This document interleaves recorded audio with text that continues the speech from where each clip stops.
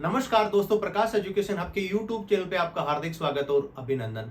आज हम आपके समक्ष एक नई महत्वपूर्ण क्लास लेकर के उपस्थित हुए हैं और ये क्लास आप लोगों के लिए ज्यादा महत्वपूर्ण साबित होने वाली है, क्योंकि हाल ही के दिनों में परीक्षाओं के अंदर ये ट्रेंड देखा गया है कि रक्षा प्रौद्योगिकी के माध्यम से भी काफी सवाल आप लोगों से पूछे जाने लगे हैं। यूपीएससी की बात करें, एसएससी की बात करें या विभिन्न राज्यों के विभिन्न प्रकार के जो बोर्ड हैं जो परीक्षा आयोजित कराते हैं, इसके अलावा विभिन्न जो प्रतियोगी परीक्षाओं को कंडक्ट कराने वाली जितनी भी जो परीक्षा एजेंसियां हैं, उनके माध्यम से भी रक्षा प्रौद्योगिकी साइंस टेक के माध्यम से सवाल ज्यादा से ज्यादा पूछे जाने लगे हैं। इसी क्रम को ध्यान में रखते हुए हमने आप लोगों के लिए एक नई क्लास तैयार करी है और उसमें सारे एस्पेक्ट जो हाल ही के दौरान भारत सरकार ने, डीआरडीओ ने आईजीडीएमपी का जो प्रोग्राम जो भारत सरकार ने जो चलाया था अब्दुल कलाम साहब के नेतृत्व में, उसके बारे में भी चर्चा करने वाले हैं।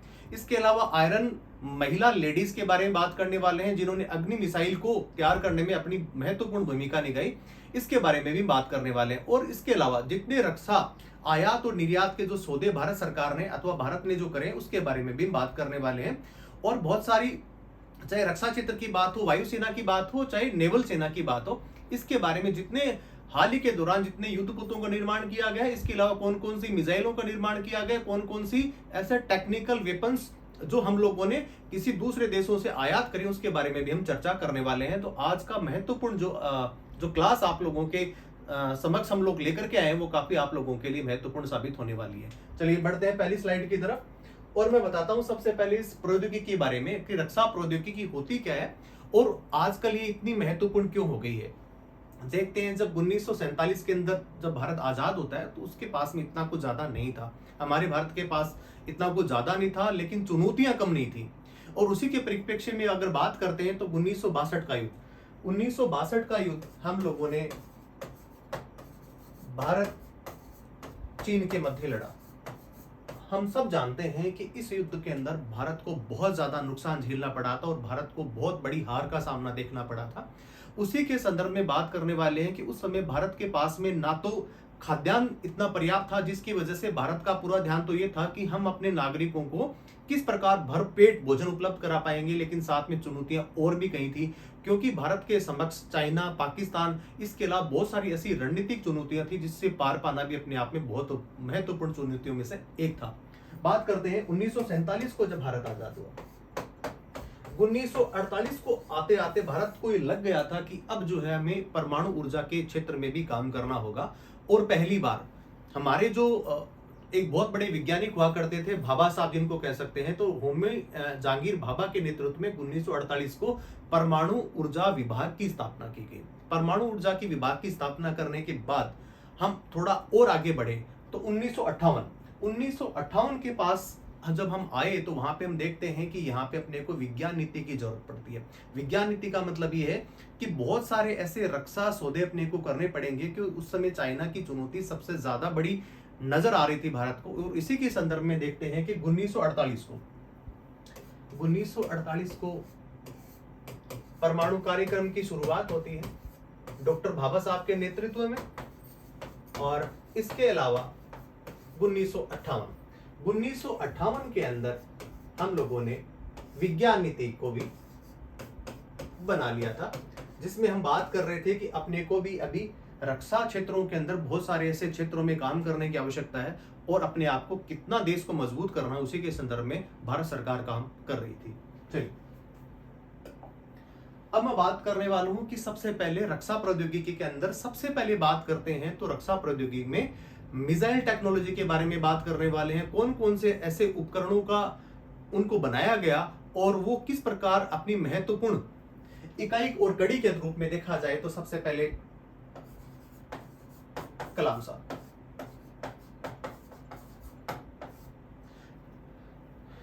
पूर्व राष्ट्रपति रहे हैं, उससे पहले उन्होंने बहुत क्षेत्र में डीआरडीओ में उन्होंने काम करा, इसरो के क्षेत्र में भी उनकी महत्वपूर्ण योगदान को कौन कम आंक सकता है। इसी के साथ में एक लेडीज का मैं नाम और आपके साथ में शेयर करने वाला हूं, टीसी थॉमस। टीसी थॉमस का नाम अग्नि मिसाइल के तौर पे भी लिया जाता है कि उन्होंने अग्नि मिसाइल को परिष्कृत करने के लिए, इजाद करने के अंदर अपना सबसे महत्वपूर्ण योगदान उन्होंने दिया, जबकि कलाम साहब का तो पूरा काम ही था आईजीडीएम पे।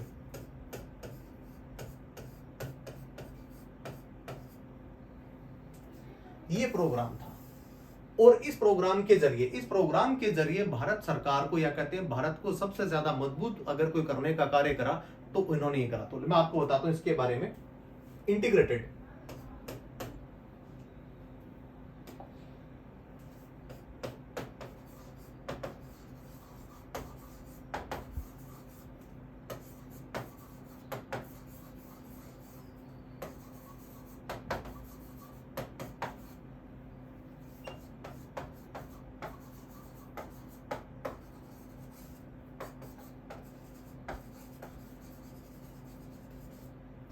आईजीडीएमपी की वजह से हम जितनी सारी चीजें हम जो कर पा रहे हैं वो इसी की वजह से, वो ये सारा का सारा श्रेय जाता है हमारे अब्दुल कलाम साहब को, जिन्होंने सारी चीजों को उन्होंने बहुत ही ढंग से, और 2008 तक आते आते हमने बहुत सारी ऐसे मिसाइलों का निर्माण कर लिया था जो भारत के रक्षा क्षेत्र में सबसे बड़ी महत्वपूर्ण भूमिका आज के हाल ही के दिनों में वो निभा रही है। इसके अलावा बात कर रहा, अभी मैं आपको बता ही रहा था कि टीसी थॉमस ने भी इसके क्षेत्र में बहुत बड़ा योगदान दिया, और इसको कह सकते हैं अग्नि लेडी के नाम से भी इसको जाना जाता है, आयरन लेडी के नाम से भी इनको जाना जाता है। जिस प्रकार मिसाइल मैन के नाम से अब्दुल कलाम साहब को जाना जाता है, उसी प्रकार के मिसाइल लेडी के रूप में, अगर आयरन लेडी के रूप में अगर किसी को जाना जाता है तो उनका नाम होता है टीसी थॉमस। चलिए, ये मैंने आपकी इसकी पृष्ठभूमि के बारे में जिक्र किया कि ये इतनी सारी चीजें अपने को जरूरत क्यों पड़ी। 1962 के आसपास हम लोगों ने पहला युद्ध लड़ा, 1965 के अंदर हमने पाकिस्तान के साथ में युद्ध लड़ा, और 1971 तक हमने एक युद्ध लड़ लिया था, जिसकी वजह से आप अभी जो देख रहे हैं कि बांग्लादेश के रूप में एक नया अपना पूर्वी पड़ोसी देश भी अपने सामने एक आया। उसके संबंध में भी हम बात करने वाले हैं, और कौन कौन से आयुधों का हमने वहां पे इस्तेमाल करा। लेकिन उस समय तक हमारे पास में सीमित संसाधन उपलब्ध थे, हमारे पास में रसिया के अलावा ऐसा कोई काउंटर पार्ट नहीं था जिसने भारत को महत्वपूर्ण भूमिका के साथ में एक सहयोग प्रदान किया। हालांकि उस समय अमेरिका की नीति भारत विरोधी थी, और P480 नाम का एक गेहूं की किस्म होती थी, और उसको अमेरिका दिया करता था। उसने भी उस तात्कालिक समय पे इसको भी जो है उन्होंने खाद्यान्न देना बंद कर दिया, क्योंकि उस समय जो अमेरिका का जो पलड़ा था वो पाकिस्तान की तरफ ज्यादा था।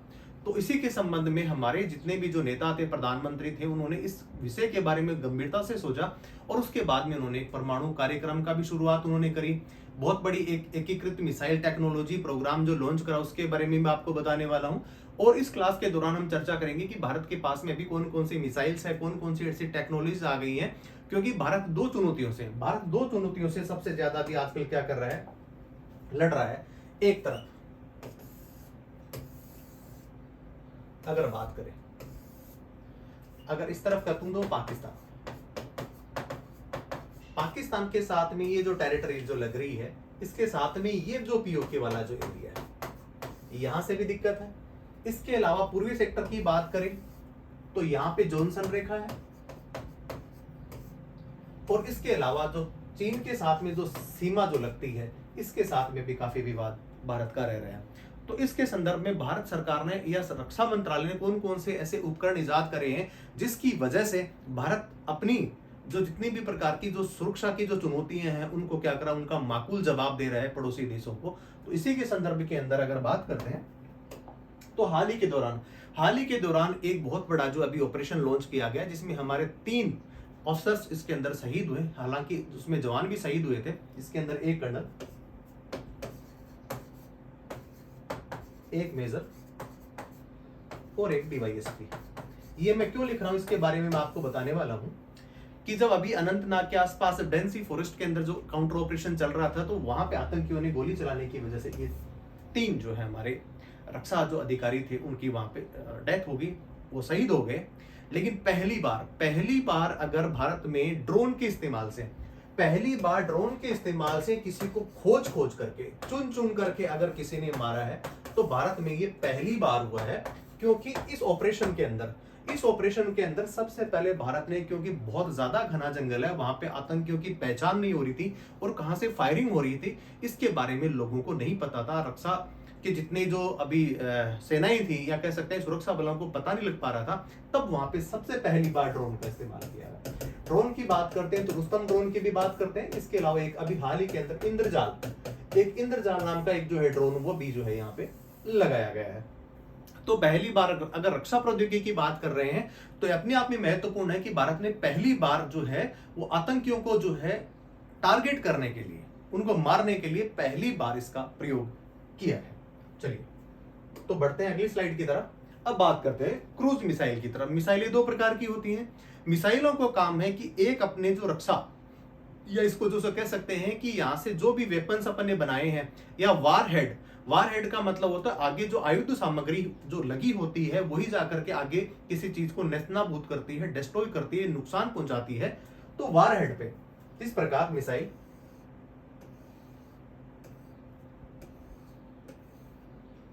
ये वाला, या कह सकते हैं इसको वेपन हेड।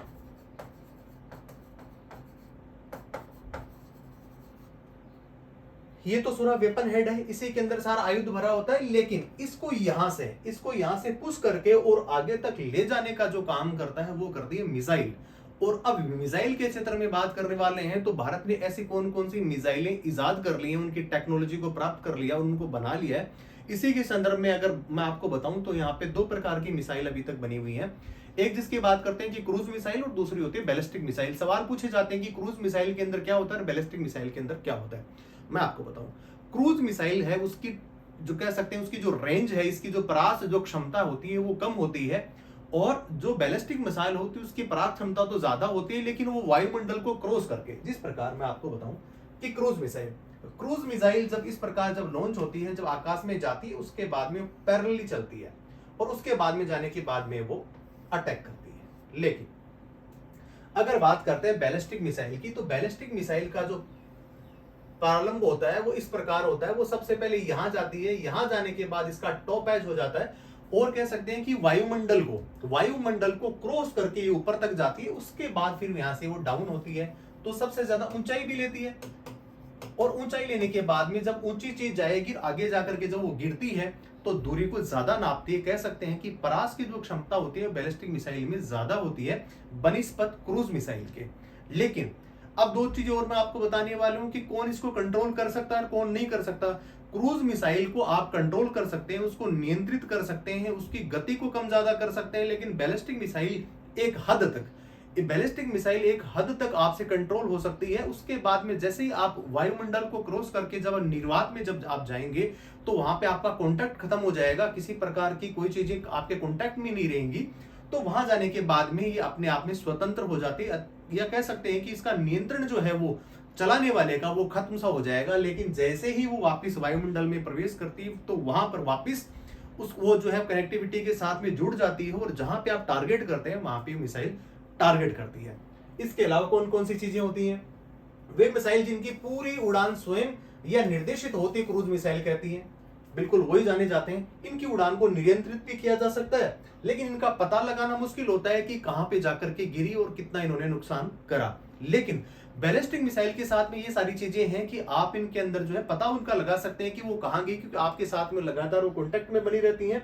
और लेकिन हाँ, एक बार कह सकते हैं कि जब एक बार शुरू में पहुंच गई उसके बाद में आप इसको नियंत्रित नहीं कर सकते, लेकिन क्रूज मिसाइल के साथ में ऐसा बिल्कुल भी नहीं है, इनको कंट्रोल किया जा सकता है और पता लगाना इनका आसान होता है। तो भारत ने दोनों ही प्रकार की मिसाइलों का निर्माण कर लिया है और अलग अलग मोर्चों पे उनको तैनात कर दिया है। तो क्रूज मिसाइल और जो बैलिस्टिक मिसाइल उनके अंदर जो इतनी ही फर्क होता है, लेकिन परास क्षमता या कह सकते हैं कि उनको टारगेट की जो कैपेसिटी है, टारगेट की कैपेसिटी इनकी कम होती है जबकि इनकी ज्यादा होती है। इसके अलावा अगर आयुध की बात करें कि यहां से कौन सा सामान और वेपन ज्यादा ले जा सकती हैं, तो बैलिस्टिक मिसाइलों के पास में इसकी क्षमता क्रूज मिसाइलों के बनिस्पत ज्यादा होती है। तो हम लोगों ने ये जाना कि क्रूज मिसाइल कौन सी होती है, बैलिस्टिक मिसाइल कौन सी होती है और कौन कौन से प्रकार इसके हो सकते हैं और कौन कौन से अभी मैं आपको बताता हूं। कि अभी बताता हूं क्रूज मिसाइल जो है उस वो हो गया BrahMos. BrahMos missile cruise missile है, जबकि अगर बैलिस्टिक मिसाइल की बात करते हैं तो वो है अग्नि। आपसे पूछा जा सकता है कि अग्नि कौन सी प्रकार की मिसाइल है, तो आप कह सकते हो बैलिस्टिक मिसाइल है, जबकि ब्रह्मोस है वो छोटी दूरी की भी कह सकते हैं या क्रूज मिसाइल के तौर पे भी इसको जाना जाता है। अग्नि के क्षेत्र के अंदर हमने 5000 किलोमीटर तक की जद में आने वाले जितने भी दुश्मन के टारगेट है वहां तो हम उनको डेस्ट्रॉय कर सकते हैं, उनको नस्तनाबूद कर सकते हैं। चलिए इसी के क्रम में हम आपको और बताऊं कि इसमें जेट इंजन का इस्तेमाल होता है, जबकि यहाँ पे रॉकेट इंजन का इस्तेमाल होता है। दोनों की टेक्नोलॉजी अलग प्रकार से भिन्न है, क्योंकि क्षमता पे, परास पे, उत्प्लावन के हिसाब से बहुत ज्यादा डिफरेंट अलग अलग करती है। तो आपको जेट इंजन अगर इस्तेमाल करना है तो आपको क्रूज मिसाइल के पास जाना होगा, जबकि आपको रॉकेट इंजन का इस्तेमाल करना है कि जिस प्रकार मैं आपको बताने वाला हूँ। जेट इंजन, रॉकेट जब जाता है, जब आसमान में जाता है, जिसका कह सकते हैं कि अंतरिक्ष में जाता है, तो उसके पास में क्षमता ज्यादा होती है, क्योंकि वो गुरुत्वाकर्षण बल को कंट्रोल करके, या कह सकते हैं उसे ऊपर जाकर के उसके बाद में वो निर्वात क्षेत्र में जाता है, तो आपके पास में उस इंजन की क्षमता ज्यादा होनी चाहिए। जबकि जेट इंजन का मतलब है कि सारे के सारे जो जेट्स होते हैं, जो अभी फाइटर पायलट होते हैं, जैसे, या फिर और कह सकते हैं कि जितने भी प्रकार के हमारे जो वायुयान चलते हैं, वो चलते हैं समताप मंडल में। तो जब समताप मंडल के अंदर चीजें चलेंगी तो आपके पास में कौन सा होना चाहिए? जेट इंजन होना चाहिए। जबकि आप समताप मंडल से वायु मंडल को क्रॉस करके जब आप निर्वात क्षेत्र में जाते हैं, तो आपको वहां पे रॉकेट इंजन की आवश्यकता पड़ती है, जैसा कि हम रॉकेट्स या जो इसरो या फिर नासा के द्वारा जितने भी प्रक्षेपास्त्र जो ऊपर या फिर जो सैटेलाइट भेजे जाते हैं, उन्हीं के माध्यम से भेजे जाते हैं। परास के आधार पर इनका वर्गीकरण जो है वो इसके साथ में गति और इसके अलावा दूरी के आधार पर इनको किया जा सकता है कि कौन कौन सी चीजें होती हैं। उसी प्रकार अगर समानांतर रूप से देखा जाए तो यहाँ पे वर्गीकरण उनकी गति के आधार पर इनको किया जाता है। और मैंने आपको पहले बताया था कि ब्रह्मोस एक मिसाइल जो भारत ने जो तैयार कर ली है, उसका एक सबसे बड़ा लोगो है, उसको नाम से जाना जाता है कि दागो और भूल जाओ। भूलने का मतलब यह है कि एक बार आपने टारगेट सेट कर दिया, वो टारगेट अपने जगह पे जाकर ही लगेगा। कहने का मतलब टारगेट हिट करेगा वो। और हिट करने का मतलब कि एक बार आपने कर दिया, उसके बाद आप इधर खड़े हो जाइए, आपको कोई गाइड करने की आवश्यकता नहीं है, वो वहीं जाकर के हिट करेगा जहां पर आपने उसको निर्देशित करा है, उसको टाइगर आपको दबाया है। और इधर अगर बात करने वाले हैं तो अग्नि सीरीज की बात करने वाले हैं, तो अग्नि सीरीज के अंदर बात करें तो अग्नि 2, 1, 3, 4, 5 तक हम पहुंच गए हैं। और इसी को अगर बात करते हैं, अगर मिसाइल की बात करते हैं, तो एक पटना, पृथ्वी, अग्नि, त्रिशूल, नाग, ये इतनी प्रकार की जो मिसाइलें हैं हम देख पा रहे हैं कि सारी की सारी मिसाइलें पटना के नाम से जानी जाती हैं, जो भारत ने अभी तक इजाद कर ली है। चलिए, मिसाइल के प्रकार इस प्रकार से अगर बांटा जाए इसको, तो कह सकते हैं कि किस प्रकार सतह से सतह पर अगर अटैक करना है तो कौन सी करेगी, सतह से अगर आकाश में करना है तो कौन सी करेगी, आकाश से धरती पे करना है तो कौन सी करेगी, आकाश टू आकाश करना है तो कौन सी मिसाइल करेगी, टारगेट करेगी। इसके बारे में उनका कॉन्फ़िगरेशन, उनको जो है कैटेगराइज करा गया है कि कौन कौन सी मिसाइल किस क्षेत्र में काम आ सकती है, क्योंकि एक मिसाइल सब जगह काम नहीं कर सकती, इसीलिए उनका वर्गीकरण किया गया है। इसमें सतह से सतह, सतह से हवा, हवा से हवा, हवा से सतह, जल से जल और जल से सतह। तो जल से भी जितने भी प्रकार के हमारे जो विमान वाहक जो युद्धपोत हैं, उनके द्वारा भी मिसाइलों को छोड़ा जाता है। और वो जल के द्वारा आकाश की तरफ या जल में खड़ा जो यान है, वो कैसे सतह के ऊपर अटैक करेगा और कौन सी मिसाइल का उपयोग करेगा, इसके बारे में भी सारी चीजें वर्गीकृत ऑलरेडी पहले से की गई कि कौन सी मिसाइल का प्रयोग कब किया जाएगा। चलिए, अब एक तो होगी कि कौन कौन सी होगी, इसके अलावा बात करते हैं दूरी की। बिल्कुल सही बात है कि किस दूरी के लिए कौन सी मिसाइल सबसे ज्यादा उपयुक्त रहेगी। अगर 200 मीटर पे, 500 मीटर पे, 2 किलोमीटर की अगर किसी की टारगेट की रेंज है, वहां पे सभी मिसाइलों का प्रयोग तो नहीं किया जा सकता, बिल्कुल सामान्य सी बात है। तो वहां पे शॉर्ट रेंज है, मीडियम रेंज है और इंटरमीडिएट रेंज है। और इसके अलावा इंटरकॉन्टिनेंटल का मतलब कि अंतर महाद्वीपीय, एक महाद्वीप से दूसरे महाद्वीप तक अगर किसी टारगेट को आपने हिट करना है, तो आपको वहां पे बैलिस्टिक मिसाइल्स कह सकते हैं, वो ज्यादा दूरी तक जाएगी, अग्नि जैसी है। और इसके साथ साथ मैं आपको एक और बात बताता हूं कि इन मिसाइलों के अंदर अग्नि मिसाइल सबसे ज्यादा कारगर सिद्ध होगी कि भारत ने लगातार इस पे प्रयास तो कर ही रहा है और यहाँ पे मुकाम भी उसने हासिल कर लिया है कि 5000 किलोमीटर की जद तक आने वाले जितने भी टारगेट्स हैं अपने पड़ोसी देश, शत्रु देशों के साथ में आप उनको वहां तक टारगेट कर सकते हैं। शॉर्ट रेंज हो गए, मीडियम रेंज होगी, उसके बाद में इंटरमीडिएट रेंज होगी और लास्ट में हो गया कौन सी, अंतर महाद्वीपीय इंटरकॉन्टिनेंटल जो मिसाइल है, वो वहां तक इसका उपयोग हम कर सकते हैं और टारगेट को हिट करने के लिए काम में आ सकती है। चलिए, अब गति के आधार पर भी बात करते हैं कि गति जब नापी जाती है तो गति नापी जाती है मैक में। ध्वनि के हिसाब से देखा जाता है कि कौन सी मिसाइल ध्वनि से कितना ज्यादा उसका जो है वेग के हिसाब से उसको छोड़ा जाता है, टारगेट को कैसे हिट करती है। तो वहां पे मैक के हिसाब से इन सारी चीजों को, गति के हिसाब से उनको वर्गीकृत किया गया है। पहले बात हमने करी गति की करी, उसके बाद में मारक क्षमता की बात करी और दूरी की बात करी। अब गति, और जितनी गति तेज होगी उतनी ही जल्दी वो मिसाइल अगले क्षेत्र में जाकर के हिट कर पाएगी। तो बात करते हैं सबसोनिक। सबसोनिक जो मिसाइल है उसको एक मैक से कम जितनी जो अगर मिसाइल का काम करने के लिए जाते हैं तो वहां पे अपन कह सकते हैं हमारे पास में एक मिसाइल है जिसका नाम है निर्भय। तो निर्भय जो है एक मैक से कम गति वाली एक मिसाइल है, और अगर छोटा टारगेट हो तो वहां पे उसको हिट करा सकते हैं। नेक्स्ट बात करते हैं सुपरसोनिक। सुपरसोनिक की बात करते हैं तो यहाँ पे हम अगर लड़ाकू विमानों की बात करते हैं तो वहां पे सुपरसोनिक है, उसके बाद में हाइपरसोनिक है, अपने पास में रफाल है, F-16 है, मिराज है, और मिग 21 और 29 जैसे हमारे पास में युद्ध विमान जितने भी काम में लिए जाते हैं वो मैक के हिसाब से ही हिट करते हैं, उनकी गति भी उसी हिसाब से होती है। और कौन से युद्ध क्षेत्रों के अंदर कौन कौन सी गति वाले विमानों का हम उपयोग कर सकते हैं, तो ये सारा डिपेंड करता है इसी पे ही। तो हाइपरसोनिक की बात करते हैं जहां पे गति मैक 5 से अधिक हो जाती है, 5 से जब एक अधिक हो जाती है तो वहां पे उसको हाइपरसोनिक मिसाइल के तौर पे उसको जाना जाता है। 1-3 से की अगर बात करते हैं तो वहां पे सुपरसोनिक है और ये है सबसोनिक मिसाइल। तो हमने मिसाइलों का वर्गीकरण बांटा और प्रतियोगी परीक्षाओं के अंदर पूछा जा सकता है कि 5 मैक से कम, 1 मैक से ज्यादा, 1 से 1 और 3 के मध्य कौन सी मिसाइलों का उपयोग किया जाता है। तो ये सारी चीजें हमने कैटेगराइज इस स्लाइड के माध्यम से जानी है और हमने देखा है कि कौन सी मिसाइल किस प्रकार प्रयोग में ली जाती है। चलिए अब मैं आपको बात करने वाला हूं आईजीडीएमपी।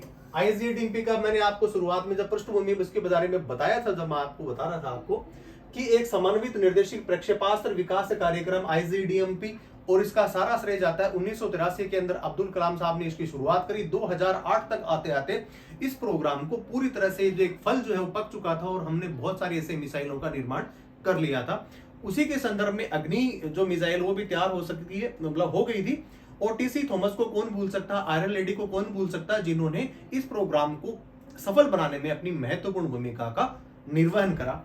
तो आईजीडीएमपी, और 1983 के अंदर इसकी शुरुआत होती है, अब्दुल कलाम साहब ने इसको बनाया और 2008 तक आते आते इसको हो गया। लेकिन डीआरडीओ अपने आप में महत्वपूर्ण भूमिका निभाता है हर एक क्षेत्र में। चलिए मैं बताता हूं आपको।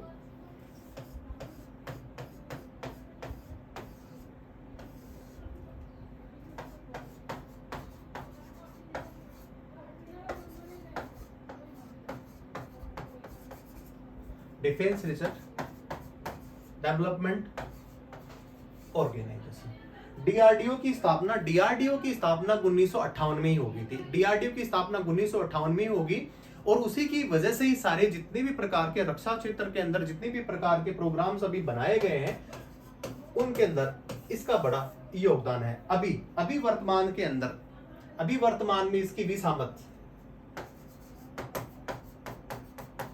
सामंत इसके भी डायरेक्टर हैं, डीआरडीओ के हेड है। और डीआरडीओ की स्थापना 1958 में हुई है और जितने भी समन्वित प्रोग्राम जो बनाए गए हैं उसके अंदर डीआरडीओ की महत्वपूर्ण भूमिका हम सब लोगों को पता है कि वो नजर भी आ रही है। और हमने बहुत सारे आयुध के क्षेत्र में बहुत सारे कार्यक्रम अभी तक चलाए हैं, तो डीआरडीओ की भूमिका को कौन भूल सकता है। इसके अलावा अभी हाल ही के अंदर कोरोना काल के अंदर भी हमने देखा कि डीआरडीओ की भूमिका और ज्यादा महत्वपूर्ण थी कि उन्होंने नैनो टेक्नोलॉजी के माध्यम से बहुत सारी ऐसी कोरोना से संबंधित दवाइयों का भी उन्होंने किया था, आविष्कार किया। और मानव जन के काम के लिए भी, जिसको कह सकते हैं मानव कल्याण के लिए भी डीआरडीओ हमेशा काम करता रहता है। चलिए तो डीआरडीओ की बात करते हैं तो सारी की सारी चीजें इन्होंने डीआरडीओ ने इसको इजाद करा है। और सतह से सतह पर मार करने वाली कम दूरी की सबसे पहली वाली जो मिसाइल थी उसका नाम था पृथ्वी। कम दूरी की थी, बैलिस्टिक मिसाइल है और जीपीएस के आधार global positioning system.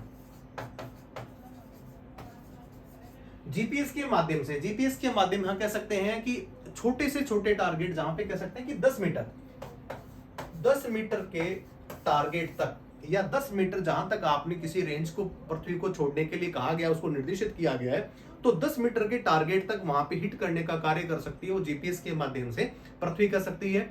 Ballistic missile भी हो सकती है और दूसरी हो सकती है क्रूज मिसाइल्स भी हो सकती है, लेकिन हम बात करने वाले हैं बैलिस्टिक मिसाइल की। और लेकिन सतह पे काम करते हैं, कम दूरी की है और जीपीएस के आधार से इसको क्या कर सकते हैं, हम उसको कंट्रोल कर सकते हैं। अब इसकी बात करें कि इसके अंदर संस्करण कितने हुए, कौन कौन से फेजेस में तैयार हुई है और कौन कौन सी सेनाओं के द्वारा इसका उपयोग किया जा रहा है। तो थल सेना के पास में पृथ्वी परास इसका 150 से लेकर के 250, जो आप यहाँ पे देख रहे हैं कि कम दूरी की है तो 150 से 250 किलोमीटर के आसपास है। उन्नत संस्करण है और प्रहार और प्रनाश नाम के भी जो उसने वहां पे 2 अभी और चीजें उन्होंने कर दी हैं। अगर वायुसेना की बात करें तो 250 से 350 किलोमीटर के आसपास इसको यूज, और 2004 में थल सेना को इन्होंने क्या कर दिया, इसको स्थानांतरित कर दिया। नौसेना के पास में भी 350 से लेकर के 600 किलोमीटर के आसपास रेंज वाली हमने पृथ्वी उनको दे रखी है, और उसका नाम अगर कह सकते हैं कि उनको वहां पे लोकल नेम से धनुष नेम से भी उसको जाना जाता है, यहाँ पे प्रहार और प्रनाश के नाम से। और अभी हाल ही के दौरान एक चीज और देखने को मिली है कि जब मैंने आपको बताया था कि ये जो मिसाइल है पीछे वाला एरिया तो आगे तक पहुंचाने का काम करता है, यहाँ पे जो वेपन्स होते हैं उन वेपन्स के अंदर हम अभी परमाणु वेपन्स को भी यहाँ पे एक स्थान से दूसरे स्थान पे ले जा सकते हैं, यहाँ पे उनको टारगेट कर सकते हैं। ये सारी की सारी चीजें हाल ही के दौरान पृथ्वी के अंदर भी उनको इंट्रोड्यूस कर दिया गया, उनके अंदर उनको लगा दिया गया, लेस कर दिया गया। तो पृथ्वी अपने आप में महत्वपूर्ण भूमिका, मैंने आपको बताया था पटना, ये 5 प्रकार की मिसाइल है। इस 5 प्रकार की मिसाइल के अंदर सबसे पहला नाम जो आता है पटना का मतलब पी। अगर आप उनको याद कर सकते हैं कि पटना में पृथ्वी जो है इसकी रेंज अलग अलग प्रकार से, वायुसेना है, नौसेना है और थल सेना को अलग अलग प्रकार से उनको जो है लेस के हिसाब से, उनको दूरी के हिसाब से उनको ये सारी चीजें दी गई है। चलिए बढ़ते हैं। अग्नि सबसे महत्वपूर्ण, अगर मिसाइलों की बात करें तो अग्नि सबसे महत्वपूर्ण है। इंटर महाद्वीप जिसको कहते हैं इंटरकॉन्टिनेंटल जो है वो मिसाइल है अग्नि, और अग्नि के फेजेस बहुत ज्यादा आ गए हैं, 1 से लेकर के 5 तक आ गए हैं। दूरी और हमारा क्षमता ज्यादा बढ़ा दी गई है, परमाणु हथियार ले जाने में सक्षम है, और बहुत सारी ऐसी चीजें वहां पे भी कर ली गई हैं कि पहले तो सिर्फ सतह से तक ही काम करती थी, लेकिन अब इसको तीनों संस्करणों में कहीं से भी इसको छोड़ा जा सकता है। लेकिन फिर भी ये फिट बैठती है सतह से सतह तक। यहाँ कह सकते हैं कि अगर जहां पे थली हो पूरा का पूरा, और वहां पे इसको आप टारगेट करके करते हैं तो बिल्कुल अचूक निशाना लगाने में अपने आप में क्या है, ये सक्षम है। मध्यम दूरी है, मीडियम रेंज है, इंटरमीडियम रेंज है, और अंतर महाद्वीप बैलिस्टिक मिसाइल। कहने का मैं कह रहा हूं कि यहाँ पे सबसे छोटी से लेकर के स्मॉल, मीडियम और लार्ज, तीनों प्रकार की अगर दूरी को करने में अगर कोई भारत के पास में कोई मिसाइल अगर सक्षम है तो वो अग्नि है। और ये 5000 किलोमीटर तक की जद में आने वाले जितने भी प्रकार के टारगेट्स जो हम अपने को जो चलाने हैं किसी भी अगर कह सकते हैं संकट काल में, तो वहां पे इस चीज को उपयोग में ला सकते हैं। ये नाभिकीय हथियार ले जाने में भी तो सक्षम आपको बता ही चुका हूं। जीपीएस आधारित पे जैसे पृथ्वी थी वैसे ही इसको हैंडल किया जा सकता है। और जीपीएस अगर आप यूज करते हैं, क्योंकि जीपीएस तो ऑलरेडी पहले से अमेरिका का है, तो इसीलिए भारत ने जो है कारगिल के दौरान हमने देखा कि जीपीएस की सेवा लेने के लिए जब भारत ने आग्रह किया अमेरिका से तो उसने मना कर दिया। और उसके बाद में नाविक एक भारत ने जो है वो एक नया अपना सिस्टम लॉन्च कर लिया, जिसके थ्रू हम भी अपने जितने भी जो सैटेलाइट्स हैं उनके माध्यम से कम दूरी को टारगेट करने के लिए अपने पास में एक ऐसा सिस्टम होता है ग्लोबल, जिसको कह सकते हैं ग्लोबल पोजिशनिंग सिस्टम, उसके द्वारा भारत ने भी इसको तैयार कर लिया। अब हमें जीपीएस की जरूरत नहीं पड़ने वाली है। और हाईटेक गाइडेड ये प्रणाली के द्वारा इसको प्रयोग किया जाता है। और आप देख रहे हैं जिसका कभी कभी जब गणतंत्र दिवस की जब परेड होती है तो वहां पे भी जितने भी रक्षा क्षेत्र के अंदर बहुत सारे काम जो भारत ने करे हैं, आपके पास में कौन कौन से वेपन्स हैं उनको दुनिया को दिखाने के लिए अपने पास में बेहतरीन मौका गणतंत्र दिवस का आता है। और उस समय हमारे जो अलग पड़ोसी देश है जिनके साथ में हमारे संबंध मधुर हैं, उन राष्ट्राध्यक्षों को यहाँ पे आमंत्रित करते हैं। और मैं आपको इस बार बता दूं कि इस बार क्वाड के अंदर जो भारत और इसके अलावा 3 अन्य सदस्य देश हैं, उन सदस्य देशों को भी आमंत्रित किया गया, जिसके अंदर ऑस्ट्रेलिया है, जापान और अमेरिका। जो बाइडन, किम फुसुदा और ऑस्ट्रेलिया के अल्बनीज, ये तीनों जो प्रधानमंत्री राष्ट्रपति कह सकते हैं, वो 26 जनवरी 2024 की गणतंत्र परेड होगी, वहां पे भी भारत ने उनको न्योता दिया है। तो वहां पे आपको अवसर मिलता है जब आप अपनी रक्षा की जितनी भी आपके पास में जो साजो सामान उसको दिखाने का अवसर विश्व पटल पे जो मिलता है मौका, वो गणतंत्र दिवस के माध्यम से ही मिलता है। तो हमने जाना कि अग्नि मिसाइल की अलग अलग रेंज होती है, 700 से लेकर के 1200, 2000 से 2500, 3.5 से और 5 से 5500। इंटरकॉन्टिनेंटल बैलिस्टिक मिसाइल का जो पांचवी पीढ़ी की जो मिसाइल है अग्नि वाली, जिसमें 5500 किलोमीटर तक आप टारगेट को हिट कर सकते हैं। शुरुआत इसकी मात्र 700 किलोमीटर के आसपास हुई थी, 1200 तक जा सकती थी। अग्नि 1, 2, 3, 4 और 5 सबसे महत्वपूर्ण मिसाइल है। तो ये इसका काम जो है टीसी थॉमस नाम की एक हमारी महिला वैज्ञानिक, जिनका डीआरडीओ के अंदर काफी लंबा अनुभव हो, उनके साथ उन्होंने अब्दुल कलाम साहब के साथ में काम किया, वही उनके प्रेरणा स्रोत रहे और उन्हें अग्नि लेडी के नाम से भी उनको जाना जाता है। चलिए बात करते हैं त्रिशूल। बात कर ही रहा था मैं आपको कि ये वाली पृथ्वी हो गया, याद रखने की ये ट्रिक है। इसके अलावा अग्नि हम ऑलरेडी पढ़ ही चुके हैं। 5 प्रकार के इसके फेजेस हैं, 5 प्रकार के 5वां संस्करण है और 5500 किलोमीटर के आसपास इसकी रेंज है। उसके बाद करने वाले हैं त्रिशूल की। चलिए पढ़ते हैं। डीआरडीओ के द्वारा ये आईजीडीएमपी का तो अपने आप में समन्वित प्रक्षेपास्त्र का योगदान है। इसमें सतह से हवा में मार करने वाली जो है मिसाइल है, सुपरसोनिक क्रूज मिसाइल है। मारक क्षमता 9 किलोमीटर के आसपास, ज्यादा क्षमता नहीं है, लेकिन सतह से अगर किसी प्रकार के अगर ड्रोन्स को अगर आपने गिराना हो, उसके अलावा चॉपर को गिराना हो, हेलीकॉप्टर को गिराना हो, या जो फाइटर एयरक्राफ्ट है उसको गिराना हो, उसके लिए सारी चीजों का उपयोग इस त्रिशूल के माध्यम से हम कर सकते हैं। ज्यादा दूरी नहीं है, लेकिन 9 किलोमीटर के आसपास इसकी दूरी है। Guided missile radio altimeter. यहाँ पे जीपीएस की बात हो रही थी, पहले जीपीएस की हम बात कर रहे थे कि जीपीएस के द्वारा इनको कंट्रोल किया जाता था, लेकिन यहाँ पे रेडियो अल्टीमीटर के द्वारा भी किसी मिसाइल को कंट्रोल किया जा सकता है। उसी की श्रेणी के अंदर त्रिशूल को हम रेडियो अल्टीमीटर के माध्यम से उसको कवर कर सकते हैं, उसको हैंडल कर सकते हैं और दूरी को कैलकुलेट कर सकते हैं कि जब किसी प्रकार का हम जो मिसाइल को जब चलाते हैं उससे पहले उसकी पराग क्षमता को देखा जाता है कि परास उसका कितना है, कितनी स्पीड से जाएगी और कितनी ये जो है हाइट लेकर के उसको जो आगे जाकर के टारगेट को दागा जाएगा। चलिए आकाश, इसी की श्रेणी में पटना के बाद में आकाश, ये इसी की श्रेणी के अंदर आ गया है आकाश और ये बन गया है यहाँ पे नाग मिसाइल।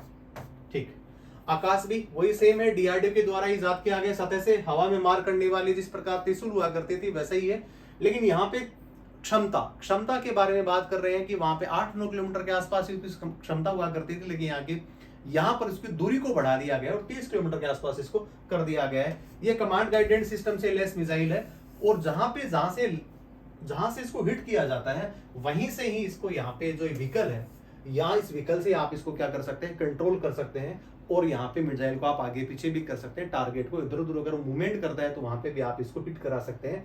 तो इसी श्रेणी के अंदर आप आकाश देख रहे हैं और इसका स्क्रीनशॉट आप देख रहे हैं कि आप ये जब गणतंत्र की जब परेड होती है तो उसी के समक्ष इसको पेश किया जाता है। और आकाश अपने आप में एक अनूठी मिसाइल है और 30 किलोमीटर के आसपास इसका हिट करने की इसकी क्षमता है जो त्रिशूल से ज्यादा है और ये भी गाइडेड मिसाइल है।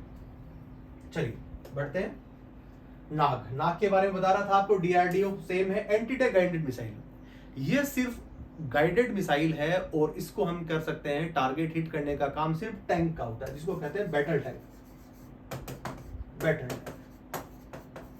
छोटी मिसाइल है और छोटे से वाहन पे जिसको कह सकते हैं कि बीएमपी या टैंक के ऊपर भी इसको कर सकते हैं।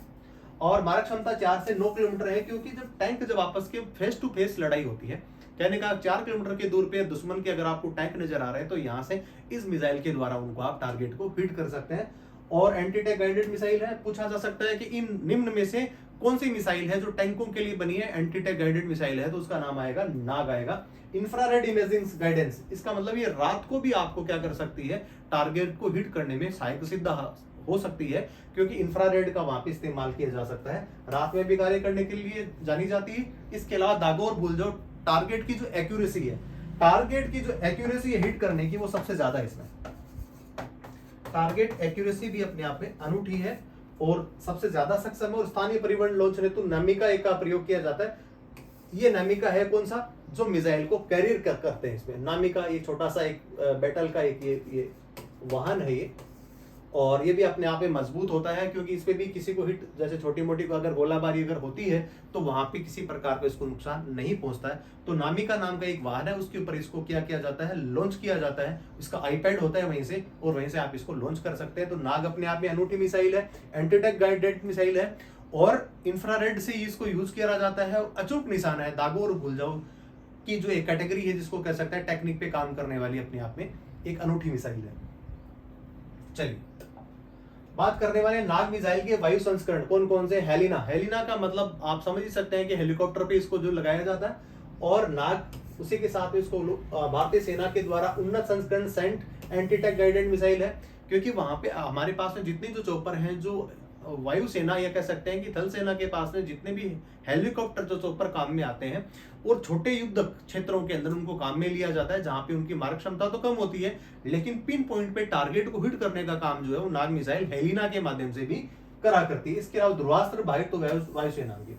यहाँ पे जो ये अभी जो चॉपर होते हैं, जिसमें कह सकते हैं MI सीरीज के जितने भी जो हेलीकॉप्टर होते हैं, वो सारे के सारे ध्रुवास्त्र के नाम से इसको जाना जा सकता है, और ये नाग मिसाइल के रूप में इनको सबको जाना जाता है। ये हेलिना का हो गया, ये यहाँ पे थल सेना के द्वारा भी इसका उपयोग किया जाता है।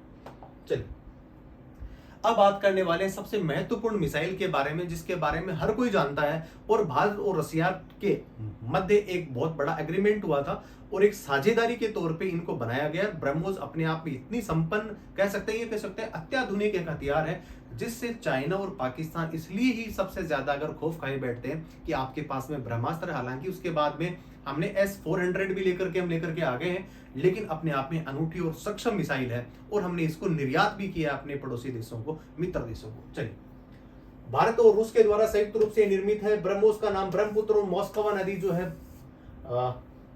एक रशिया की सुप्रसिद्ध नदी है, दोनों के नाम पे रखा गया। सुपरसोनिक है, सुपरसोनिक क्रूज मिसाइल है।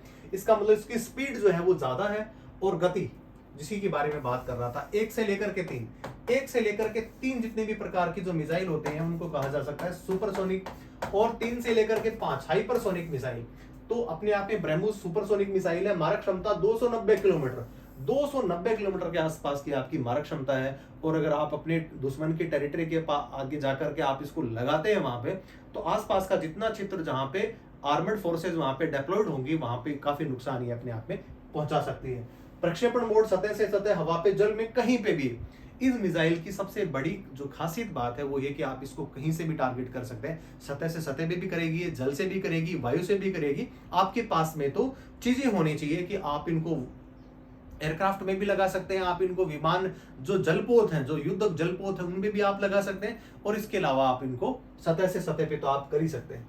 तो वर्तमान में विश्व की सबसे तेज एंटी शिप क्रूज मिसाइल के रूप में भी इसको भी जाना जाता है। और मैंने आपको बताया कि फिलीपींस हमारा पड़ोसी देश है, और फिलीपींस जो है वो दक्षिणी चीनी सागर के अंदर एक छोटा सा देश है, एक द्वीपीय देश है, और वहां पे चाइना की चुनौतियों को हम सब देख ही रहे हैं, और वहां पे 9 डैश लाइन का प्रयोग करके चाइना सभी प्रकार के छोटे छोटे देशों को डरा धमका करके उनका जो समुद्री जो जितना भी जो इलाका है उसको छीनने का प्रयास करता ही रहता है। और ताइवान की कड़ी में हम देख ही रहे हैं कि जहाँ पे वियतनाम के साथ में, ताइवान के साथ में, दक्षिणी कोरिया के साथ में, जापान के साथ में चाइना के संबंध मधुर नहीं है, और वो ऐसी गतिविधियां करता रहता है, क्योंकि उनके पास में नौसेना बहुत बड़े व्यापक स्तर पे उनका इस्तेमाल करते हैं। तो वहां पे भी ये सारी, इसी को देखते हुए फिलीपींस को भी जो है भारत ने ये सारी चीजें दी हैं, उनका निर्यात किया है।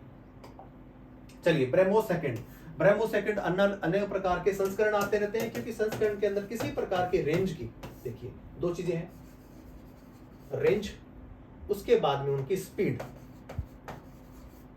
और उसके बाद कौन सा वो परमाणु हथियार ले जाने में सक्षम है, सामान्य हथियार ले जाने में सक्षम है, वजन क्षमता कितनी है, कितना प्रकार का पेलोड यहां से, कितने प्रकार के वजन को उठा करके, या कह सकते हैं कितना वजन यहां से उठा करके ले जा सकती है। इन्हीं जब नए नए प्रकार के जब संस्करण बनते हैं तो उनके अंदर इन चीजों का ध्यान रखा जाता है कि पहले जो मिसाइल बनाया था, जो संस्करण बनाया था, उसके अंदर कौन सी कमी रह गई थी। चलिए, लॉन्च रेंज जो हाइपरसोनिक मिसाइल है, स्पीड ज्यादा बढ़ दी गई है। मैं आपको कह रहा था स्पीड जो है, गति 7 to 8 मैक के आसपास हो गई, बहुत स्पीड से जाती है, 600 से 800 किलोमीटर इसकी रेंज है। और दागो और भूल जाओ पहले इसी तकनीक पे ही है, क्योंकि ब्रह्मोस मिसाइल है वो दागो और भूल जाओ वाली क्रूज मिसाइल है, छोटी दूरी पे इसको टारगेट किया जा सकता है। इसको अग्नि मिसाइल है, कॉन्टिनेंटल है, अंतर महाद्वीपीय के तौर पे उनको इस्तेमाल किया जाता है। और ब्रह्मोस जो है अपने आप में अनूठी है, जहां पे इसको दागो और भूल जाओ वाली टेक्निक पे ये काम करती है, सिद्धांत पे काम करती है। 600 से 800 किलोमीटर के आसपास करती है। मैक क्षमता, इसकी जो मारक क्षमता है वो तो अचूक है ही है, इसके अलावा स्पीड सबसे इंपॉर्टेंट है। मैक क्षमता के अंदर 7 to 8 जो है मैक की स्पीड से ये कार्य करती है, और जल्दी से जल्दी टारगेट को हिट करने का कार्य ये करती है। बात करने वाले सागरिका, अन्य एक संस्करण है। सागरिका डीआरडीओ द्वारा ही विकसित है, सबमरीन लॉन्च्ड बैलिस्टिक मिसाइल है, जहां पे सबमरीन के द्वारा इसको जो पनडुब्बी है, पनडुब्बी के माध्यम से भी आप इसको टारगेट हिट कर सकते हैं। अरियन पनडुब्बी में पहली बार इसको लॉन्च किया गया है, वहां पे इसको तैनात किया है, क्योंकि समुद्री अगर क्षेत्र में देखा जाए तो भारत के पास में कह सकते हैं भारत के समक्ष चुनौतियों का अंबार लगा हुआ है, जहां पर एक तरफ पे चाइना पाकिस्तान के द्वारा उस पूरा का पूरा जो अंदर कह सकते हैं कि स्प्रिंग ऑफ पल्स के मोतियों की माला के नाम से भारत को पूर्ण जो नीचे का जो क्षेत्र है, नीचे का जो क्षेत्र जो भारत का नजर आ रहा है, वहां पे अलग अलग अलग क्षेत्रों के अंदर भारत को घेरने की कोशिश चाइना के द्वारा की जा रही है। चलिए, इसके अलावा मारक क्षमता 750 से लेकर के 1500 किलोमीटर के आसपास इसकी जो है वो रेंज है। और परंपरागत तो वह नाभिकीय हथियार, अब परंपरागत और नाभिकीय हथियारों के बारे में कौन नहीं जानता, न्यूक्लियर वेपन्स है। इसके अलावा परंपरागत के अंदर अगर छोटे आपके पास में गोले हैं, आयुध है जो 10, 20, 50 किलोमीटर के आसपास के एरिया को कवर कर सकते, कम नुकसान करते हो। कम नुकसान का मतलब वहां पे विकिरणों के द्वारा या वायु के द्वारा कोई रोग के जरिए ज्यादा नहीं फैलता हो, वो परंपरागत हथियारों की श्रेणी में जिनको आंका जाता है। चलिए, और इसके अलावा अंडर वाटर मिसाइल तकनीक का विकसित करने में भी करने वाला भारत 5वां देश है। अंडर वाटर मिसाइल, पानी के अंदर मतलब जल के अंदर ही किसी भी युद्ध पोत को या किसी पनडुब्बी को अगर हिट करने का अगर कार्य अगर भारत ने करा है, तो वह भारत विश्व का 5वां देश है। उसके पास में ऐसी टेक्नोलॉजी भारत ने इजाद कर ली है, और उसी में सागरिका जो है, सागरिका अपने आप में महत्वपूर्ण स्थान रखती है। चलिए, बात करते हैं इसके उन्नत संस्करण के विकसित किए जा रहे हैं। और अभी K4 जो रेंज है, उसके रेंज 2 से 3500 किलोमीटर के आसपास अरिहंत पनडुब्बी, जहां पे सागरिका की बात हो रही थी, और ये अरिहंत के ऊपर इसको लेस किया गया है। K5 रेंज, इसके अलग अलग संस्करण आप देख पा रहे हैं, K5 है, K4 है, K6 है। रेंज के हिसाब से इन जो पनडुब्बियों के ऊपर जो जितने भी प्रकार की जो मिसाइल लगाई जाती हैं, उनका वर्गीकरण हम कर सकते हैं। 8000 किलोमीटर के आसपास तक भी आप इसको कर सकते हैं, ये भी अपने आप में महत्वपूर्ण है। चलिए, अब बहुत सारी मैं आपको और मिसाइल बताने वाला हूं। अस्त्र है, प्रास है, और बहुत सारी सागरिका है जिसका हम ऑलरेडी पढ़ ही चुके हैं। अस्त्र डीआरडीओ के द्वारा विकसित है, हवा से हवा पे मार करने वाला है। और सुपरसोनिक क्रूज मिसाइल है, स्पीड जो है वो 3 से लेकर के 5 मैक के आसपास इसको ये जाती है। और युद्धक मिसाइल है, इनका प्रयोग जो है युद्ध के दौरान ही किया जाता है। हालांकि सभी मिसाइल अपने आप में युद्ध होती है, और ये स्पेशल जो है वो अस्त्र के नाम से इसको जाना सकता है। प्रास का मतलब होता है इसकी कौन सी दूरी। शॉर्ट रेंज 20 किलोमीटर है, लॉन्ग रेंज 80 किलोमीटर है। उसके बाद में सुखोई 29 तेजस का रुद्र पे भी दोनों तरह आता है। परास का मतलब है कि जहां पे आपके युद्धक विमानों के ऊपर भी इनको लेस किया जा सकता है। हमारे पास में तेजस, जो भारत ने ही स्वदेशी तकनीक पे उसको इजाद किया, उसको बनाया है, और विश्व का सबसे हल्का युद्धक विमान है, वो कौन सा है? तेजस विश्व का सबसे हल्का विमान है, उन्नत श्रेणी का बनाया गया है, और भारत ने अपनी स्वदेशी टेक्निक के द्वारा उसको इजाद किया गया। तेजस अपने आप में अनूठा विमान है, युद्ध क्षेत्र में काम में आने वाला है। और ज्यादा जो है वारहेड का मतलब सबसे ज्यादा वजन को भी वो कैरी कर सकता है। आपके पास में सुखोई जो हमने ली है कहां से? रसिया से हमने ले रखे हैं सुखोई और मिग 21 भी है, 23 है, 29। इसके अलावा मिराज हमने ले रखा है फ्रांस से। और तेजस का और रुद्र पे भी दोनों पे इसको क्या किया गया है? लगाया गया है। चलिए, सूर्य, अस्त्र शस्त्र सूर्य और सागरिका के तौर पे भी इनको जाना जा रहा है, और अभी सूर्य की बात कर रहे हैं। डीआरडीओ द्वारा निर्माणाधीन है, अभी तक बना नहीं। इंटरकॉन्टिनेंटल बैलिस्टिक मिसाइल है, अंतर महाद्वीपीय है, तो इसका मतलब रेंज ज्यादा जाने वाली है, तो 5 से लेकर के 8000 किलोमीटर तक ये है। सूर्य 2 है, 12000 किलोमीटर तक है। स्वदेशी क्रायोजेनिक, पहले भारत के पास में जब हम बात करने वाले हैं कि इनिशियली दिनों के अंदर क्रायोजेनिक इंजन नहीं हुआ करता था, तो हम अपने पड़ोसी देश या रक्षा साझेदार देशों से जब मांगते थे, रसिया और अमेरिका जैसे देशों के, लेकिन वहां पे अपनी कोई सारी टेक्निक्स का स्थानांतरण नहीं किया जाता था। लेकिन भारत ने फिर पुनः प्रयास करके, वैज्ञानिक है हमारे, उन्होंने अथक मेहनत और प्रयास करके इन सारे जो क्रायोजेनिक जो इंजन है उनको ही बनाने का कार्य अभी भारत ने शुरू कर दिया है। नाभिक हथियार ले जाने में सक्षम है। सारे के सारे अभी जितने भी प्रकार के जो मिसाइल्स जो आ रही हैं, वो सारे के सारे न्यूक्लियर वेपन्स को तो साथ ले जा ही रही हैं। इसके अलावा परंपरागत वेपन्स है, उनको भी वो ले जाने का कार्य तो करती ही पहले से रही हैं। और इसी के अगर देखा जाए तो अब देखिए कि इसका जो पराग क्षमता है, वहां जाने के बाद, यहां जाने के बाद में क्या करती है, इसकी सबसे सर्वोत्तम ऊंचाई होगी। इसके अलावा उसने वायुमंडल को भी क्या कर दिया? क्रॉस कर दिया। अब धीरे धीरे आएगी ये नीचे, और नीचे आने के बाद में वॉशिंगटन डीसी, भारत से वॉशिंगटन डीसी तक की रेंज को अगर कवर करने वाली कोई मिसाइल है, तो आप देख रहे हैं कि सूर्य 8000 किलोमीटर से लेकर के 12000 किलोमीटर तक के आसपास भारत से आप इसको वॉशिंगटन डीसी ये कह सकते हैं अमेरिका तक को आप अपने टारगेट में ले रहे हैं, अपने आप में बड़ी बात है। भारत के द्वारा निर्मित है, डीआरडीओ इसको भी बना रहा है अभी, और ऑलरेडी पहले से कितने तो सारे बना ही रहा है। सूर्य 12 से 16,000 किलोमीटर के आसपास किसकी रेंज है, और वायुमंडल के बाद में निर्वात क्षेत्र में जाती है। हालांकि इसका कंट्रोल जब ऊपर जाती है तब नहीं रहता है, लेकिन जब वापस नीचे डाउन होती है तो वहां पे कंट्रोल अपने पास में, जहां से हम छोड़ने वाली जो टेक्निक्स है वह कह सकते हैं उसको केंद्र जो है वहां से हम इसको नियंत्रित कर सकते हैं। चलिए, पिनाका मिसाइल का जब देखते हैं कि गणतंत्र दिवस की परेड जब होती है तो पिनाका मिसाइल का हमेशा हर बार प्रदर्शन किया जाता है, और इसके ऊपर जो आप देख रहे हैं कि 3 3 6 और 12 मिसाइल जो है उसके अंदर ऑलरेडी पहले से वहां पे लगी होती है। 1 सेकंड के बाद में, हर 2-2 सेकंड के बाद में मिसाइल अपने आप में निकलती रहती है, ऑपरेटेड होती रहती है। और एक बहुत बड़ा जो इसमें कह सकते हैं कि बड़ा जो ट्रक है, इसके ऊपर इसको लॉन्च किया जाता है। यहाँ पे इसको सेट किया गया है, डीआरडीओ के द्वारा विकसित है। मल्टी बैरल है, मल्टी बैरल का मतलब एक से अधिक इसके अंदर आप देख रहे हैं कि बैरल आपको नजर आ रही है। रॉकेट लॉन्चर है ये, और 44 सेकंड में आप देख रहे हैं 44 सेकंड की, क्योंकि इसके अंदर जो मारक क्षमता तो हुई, इसके अलावा इसकी जो कैपेसिटी है वो 12 की है, और 12 सेकंड के अंदर ये कह सकते हैं 12 टारगेट इसकी जो रॉकेट है उनको 44 सेकंड के अंदर को कह सकती है वो दाग सकती है। तो कह सकते हैं कि हर तीसरे से चौथे सेकंड के अंदर यहां से वो इसमें से मिसाइल एक के बाद एक निकलती रहती हैं। परास और इसके अलावा मार्क 1 पॉइंट है, गति थोड़ी कम है, लेकिन 40 किलोमीटर की जब तक आने वाले टारगेटों को हिट कर सकती है। मार्क 2 है जहां पे 60 से लेकर के 75 किलोमीटर के आसपास। और हाल ही में आर्मेनिया को निर्माण, आर्मेनिया एक छोटा सा देश है, उसको भी हमने इसको निर्यात किया। पिनाका मिसाइल है, भारतीय सेना के द्वारा इसका इस्तेमाल रक्षा के क्षेत्र में थल सेना के द्वारा बहुत लंबे समय से इसका इस्तेमाल किया जा रहा है। चलिए बात करते हैं रुद्रम फर्स्ट की बात करने वाला डीआरडीओ के द्वारा, क्योंकि सारी की सारी चीजें 1958 के अंदर इसको स्थापित किया गया, और लगातार डीआरडीओ इसी प्रयास में रहता है। Defence research and development organisation होती है ये, न्यू दिल्ली में इसका जो है हेडक्वार्टर है। और इसके पास में कह सकते हैं कि इसकी जो अनुसंधान, इसके अलावा यहाँ पे 19 उसके पास में अनुसंधान क्षेत्रों के अंदर ये काम करता रहता है। अलग अलग जगह पे इसके जो है अलग अलग सिटीज के अंदर यहाँ पे इनके रिसर्च सेंटर बनाए गए हैं, जहाँ पे इन सारी टेक्निक्स पे काम करते वो लोग रहते हैं। स्वदेशी विकिरण रोधी मिसाइल है, तो दुश्मन को विकिरण उत्सर्जक और स्रोतों से रडार से संचार के केंद्रों पे अन्य रेडियो फ्रिक्वेंसी उत्सर्जक उपकरणों को पता लगा सकता है कि कहाँ पे।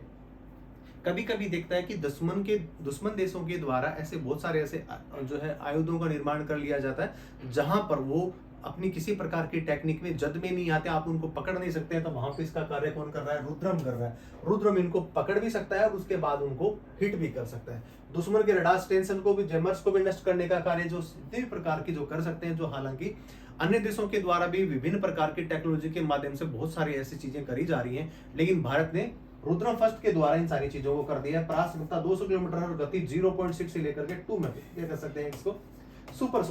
सुपरसोनिक जितनी जो स्पीड होती है उसके द्वारा भी इसको हिट कर सकते हैं। चलिए एसैट मिशन शक्ति डीआरडीओ और इसरो के द्वारा दोनों के द्वारा स्पेस टेक्नोलॉजी और डीआरडीओ के दोनों के द्वारा इसे संयुक्त एक सैन्य क्रम के द्वारा इस हथियार को बनाया जा रहा है। एंटी सैटेलाइट सिस्टम है, एएसटी है, गतिमान उपग्रहों को नष्ट करने वाली मिसाइल आधारित प्रणाली है। इसका मतलब ये कह सकते हैं कि अगर जहां पे इसरो शामिल हो रहा है तो वहां पे प्रक्षेपात्रों की बात हो रही है और सैटेलाइटों की बात हो रही है, जहां पे दुश्मन देश आजकल सैटेलाइटों के माध्यम से भी किसी दूसरे देश को नुकसान पहुंचा सकते हैं। और उसी के क्रम के अंदर इसरो और डीआरडीओ ने सवाल पूछा जा सकता है कि ऐसा कौन सा सैन्य उपकरण है जो इसरो और डीआरडीओ के दोनों के समन्वय से इसको बनाया गया है, तो वह कौन सा एसैट मिशन ये शक्ति है, और दोनों का इसमें काम लिया गया है। और निम्न भूकक्षा 300 किलोमीटर के गतिमान उपग्रह को सफलतापूर्वक क्या कर सकती है? वो नष्ट कर सकती है। भारत ऐसी क्षमता करने वाला विश्व का चौथा देश है। भारत इसके अलावा देख लीजिए यूएसए, रूस और चाइना और पश्चिमी कह सकते हैं यूरोप के देशों ने एक ने भी अभी तक इसका कोई कार्य नहीं करा है, जहां पे उपलब्धि भारत ने हासिल कर ली है। हालांकि भारत तो हर दिन एक नया कीर्तिमान स्थापित करने की तरफ बढ़ रहा है। हाल ही के दिनों के अंदर चंद्रमा के दक्षिणी ध्रुव पे पहला अगर रोवर किसी ने उतारा है तो अकेले भारत नहीं उतारा है, किसी और देश ने रही। कुछ वर्षों की बात है, उसके बाद भारत हर चीज में नंबर 1 होगा। जहां पे अगर कोई टेक्नोलॉजी आएगी तो सबसे पहले किसने किया? भारत ने किया। ऐसा हम हर जगह सुनने को अपन देखेंगे।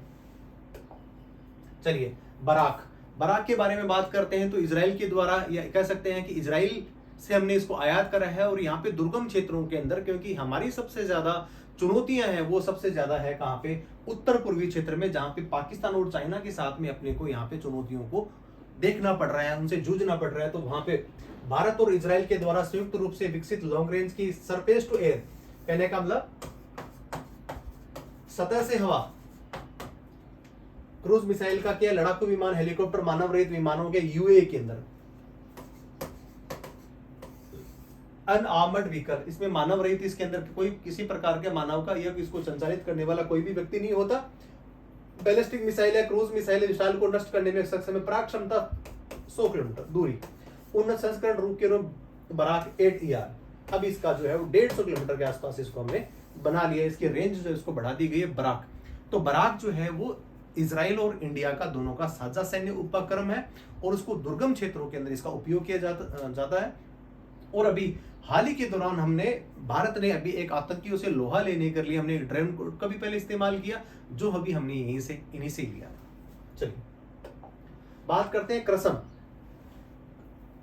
की बात करें तो quick reaction surface to air system है, मिसाइल है, डीआरडीओ के द्वारा विकसित है, भारतीय थल सेना के द्वारा इसका उपयोग किया जाता है। मैं आपको बहुत सारी चीजें बताने वाला हूं यहां से इनके माध्यम से, कि सरफेस के अलावा थल सेना के द्वारा एयर डिफेंस सिस्टम के द्वारा, जिसको कह सकते हैं एडी, एडवांस एयर डिफेंस के द्वारा भी इसको इस्तेमाल किया जा सकता है। पराग क्षमता 25 से 30 किलोमीटर है और 360 डिग्री के कवरेज में आप इसको कहीं से मिसाइल को रोटेट करके ऊपर नीचे आगे पीछे कहीं से भी कर सकते हो। हर एक एंगल के अंदर ये टारगेट को हिट करने का कार्य ये कर रही है। अपने आप में अनूठी क्रसम है और एक साथ में अनेक निशाने लगाने में, मतलब यहां से हिट तो करेगी लेकिन अनेक प्रकार के ये टारगेट्स को क्या करेगी, ये हिट करने का कार्य कर रही है। और quick reaction surface to air missile के तौर पे इसको जाना जाता है। पराग क्षमता आप देख रहे हैं 25 से 30 किलोमीटर। चलिए, man portable anti tank guided missile, इसको आप कंधे के ऊपर आप इसको मैन पोर्टेबल का मतलब हाथ यहाँ पे आप बिठा करके, यहाँ पे इसका आप एक व्यक्ति के द्वारा इसको कंधे पे रखा जाता है, उसके बाद इसको छोड़ा जाता है। और इसके द्वारा एंटी टैंक गाइडेड मिसाइल का मतलब है कि अगर आपके सामने कोई युद्धक टैंक आपको नजर आ रहा है तो उसको हिट करने का कार्य इस जो है कोई भी जवान इसको जो है यहाँ से छोड़ सकता है। कंधे पे लेकर के, आपकी हल्की होती है, कहीं पे भी आप देख पा रहे हैं इस तस्वीर के माध्यम से, जहां पे आप इसको कर सकते हैं। कम वजन है, पोर्टेबल है, एक स्थान से दूसरे स्थान पे आप इसको ले जा सकते हैं। दागो और भूल जाओ, टारगेट बिल्कुल एक्यूरेसी है। टारगेट की एक्यूरेसी इस प्रकार से कि अगर एक बार आपने शिस्त लेकर के टारगेट में आप इसको हिट कर दिया और उसके बाद में आपको देखने की आवश्यकता नहीं है, टारगेट की 100% एक्यूरेसी के तौर पे ये हिट करता है। और इंफ्रारेड इमेजिंग तकनीक का इस्तेमाल, अगर इंफ्रारेड इमेजिंग सिस्टम का अगर इस्तेमाल कर रहे हैं तो दागो और भूल जाओ नीति पे ही काम करने वाला है, क्योंकि वो जो इंफ्रारेड है वो आपको टारगेट पे हिट करने के बाद ही वहां से जब ब्लिंक करती है तभी आपका जो यहाँ से मिसाइल वो चलती है। तो अपने आप में ये अनूठी मिसाइल है। चलिए, अब करते हैं बात अग्नि प्राइम की। डीआरडीओ द्वारा विकसित है अग्नि मिसाइल का एक उन्नत संस्करण है, जिसमें प्रकार कह सकते हैं कि 5000 से लेकर के 5500 के आसपास तक वाशिंगटन तक तो पहुंच ही रहे हैं। भारत से लेकर के वाशिंगटन की जो दूरी है 5500 किलोमीटर से ज्यादा नहीं है, वहां तक हम हिट कर रहे हैं। 12000 किलोमीटर तक का उन्नत संस्करण हमने बना लिया है यहाँ पे।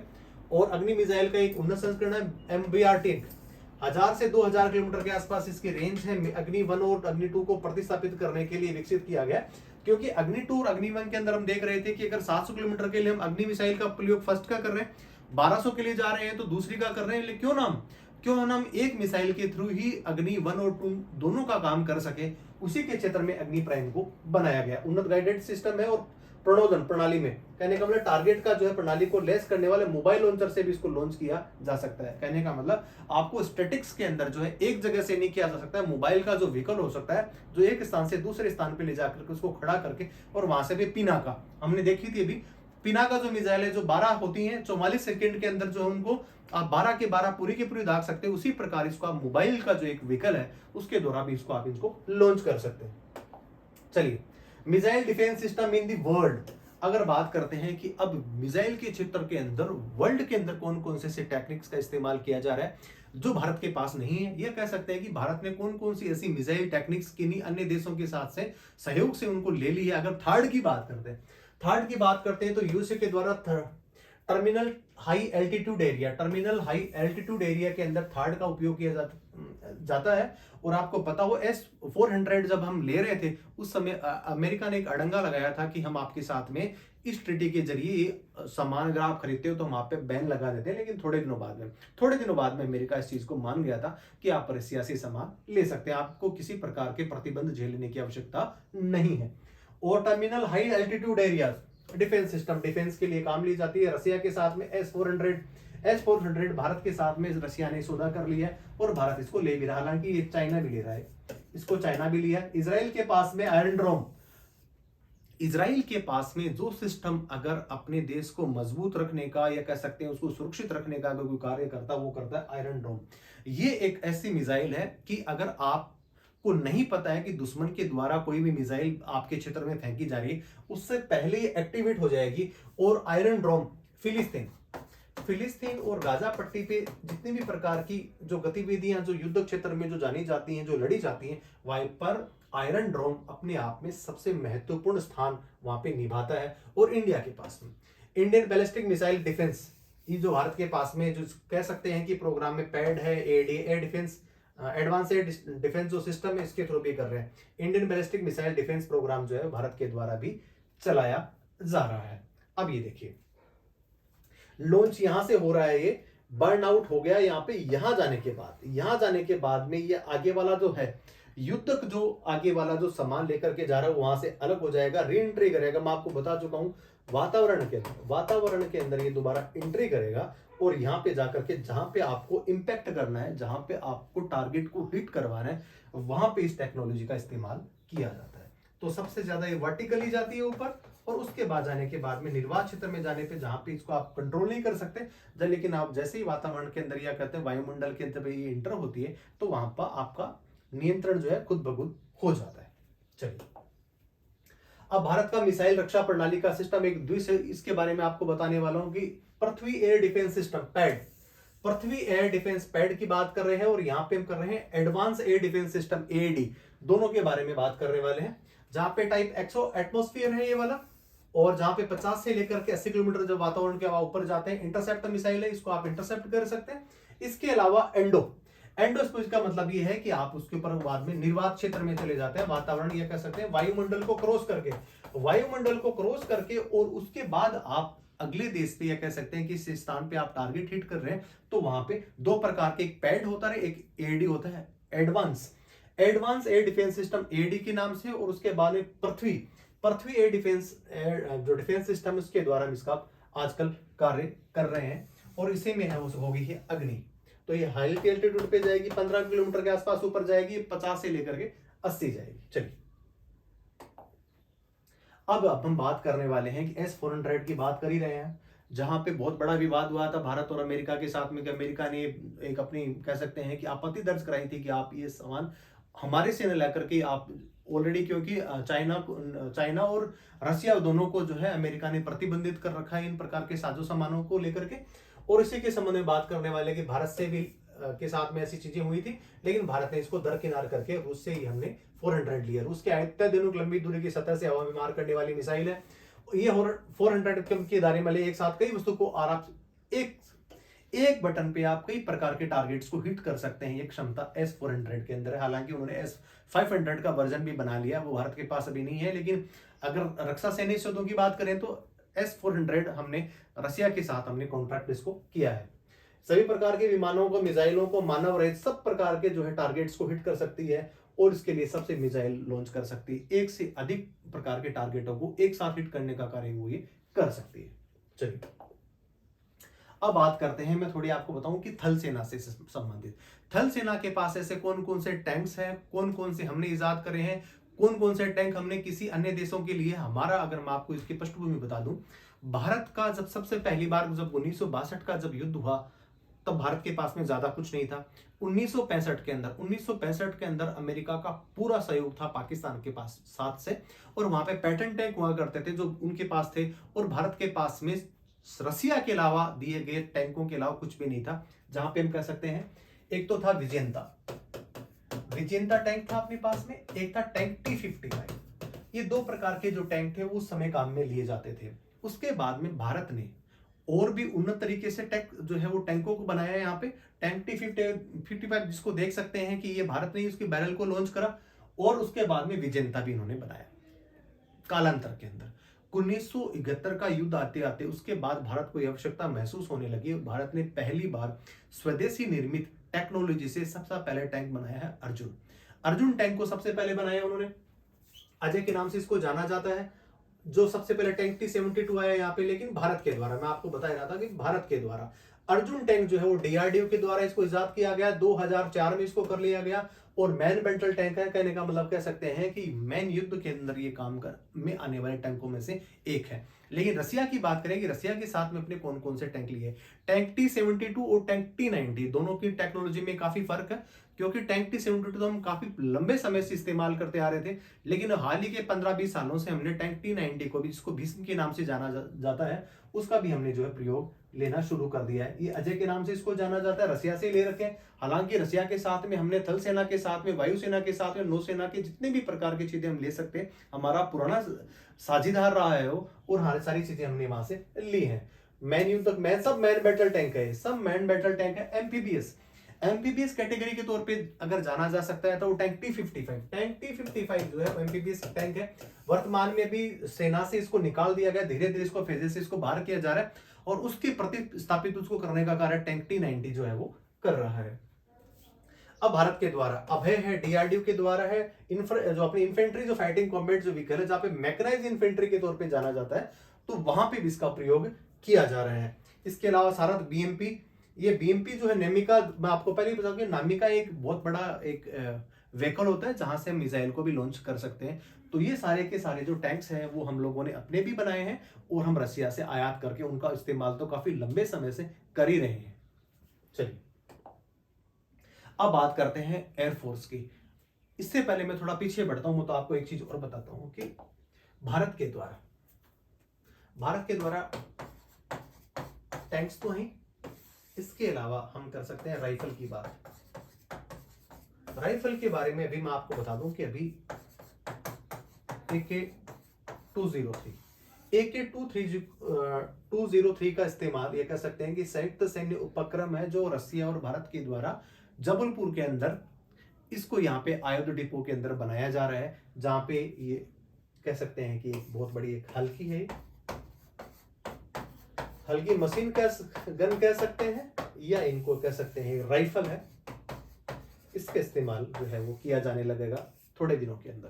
भारत अभी वर्तमान में SLR, इसके अलावा इंसास, ये दो प्रकार के राइफल का प्रयोग जो है हमारी थल सेना के जितने भी सैन्य कर्मी हैं इनका इस्तेमाल ज्यादा कर रहे हैं। हालांकि इसके अलावा AK-47 है और AK-56, इनका इस्तेमाल भी भारत कर रहा है। इसके अलावा इसके बाद में हम अनेक, जैसे कह सकते हैं कि अमेरिका के साथ में हमारे जो प्रधानमंत्री जी जाते हैं उनके साथ में भी अनेक प्रकार के सौदे हुए। हाल ही के दौरान एक नया विजिट जो अमेरिका के अंदर जो किया गया, जिसके अंदर हमने जेट इंजन के भी बारे में बात करी और हमने ड्रोन्स के बारे में भी बात करी, उसके बारे में मैं आपको बताने वाला हूं।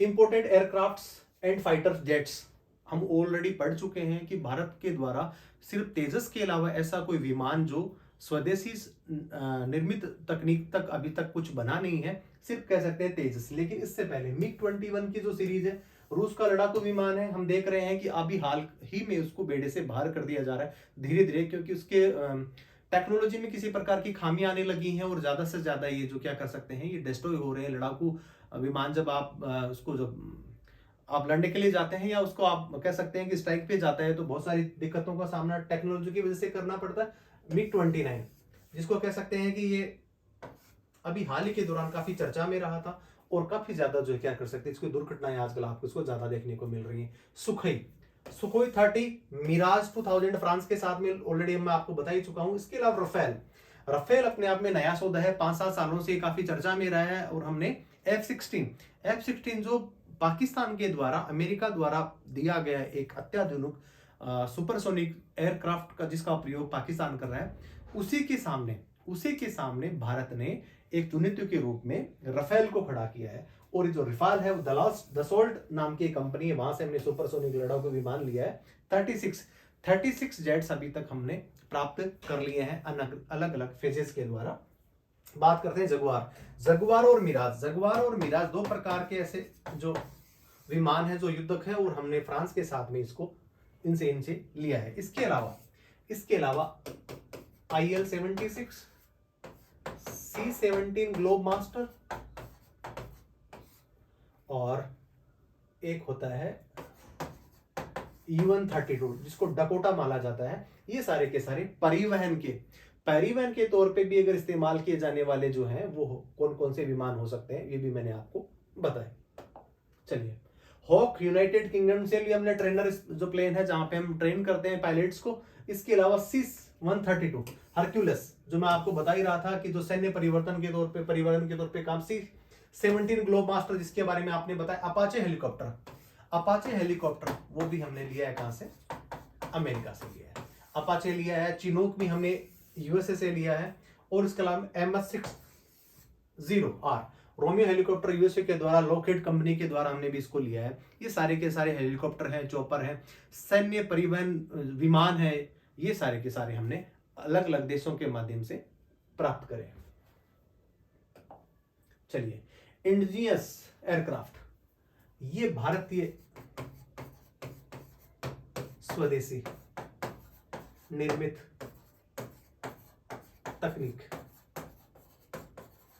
के द्वारा हमने इनका इजाद किया है। हल्का लड़ाकू विमान है। 1983 में इसका विकास उन्होंने शुरू करा, और उसके बाद में धीरे धीरे हिंदुस्तान एरोनॉटिकल लिमिटेड के द्वारा इसको बनाया गया है।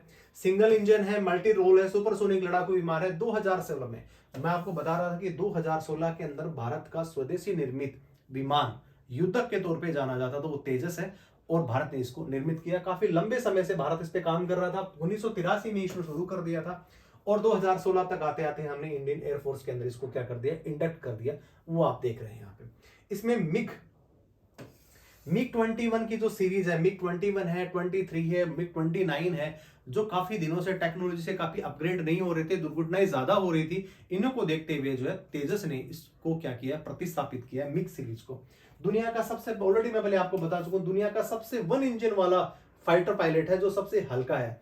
और 2025 तक इसकी मैक 2 इसकी क्या होगी, इसकी ध्वनि के अगर कोई भी अगर चीज करते हैं, अगर ध्वनि किससे भी ज्यादा चलती है तो मैक 2, 3, 4, 5 जो हो सुपरसोनिक मिसाइल है, हाइपरसोनिक मिसाइल है, जिनकी रेंज मैक 5 to 8 तक चली जाती है। जनरेशन 4.5 है।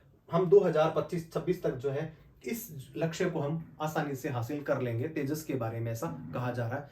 विश्व का सबसे हल्का लड़ाकू विमान जो 1 सीटर वाला है, वो भारत ने इजाद करा है तेजस के नाम से। चलिए, अब बात कर लेते हैं कि भारतीय निर्मित कौन कौन से, जैसे ध्रुव जो हेलीकॉप्टर है, एडवांस लाइट हेलीकॉप्टर है, हाल के द्वारा हिंदुस्तान एरोनॉटिकल लिमिटेड के द्वारा इसको बनाया गया।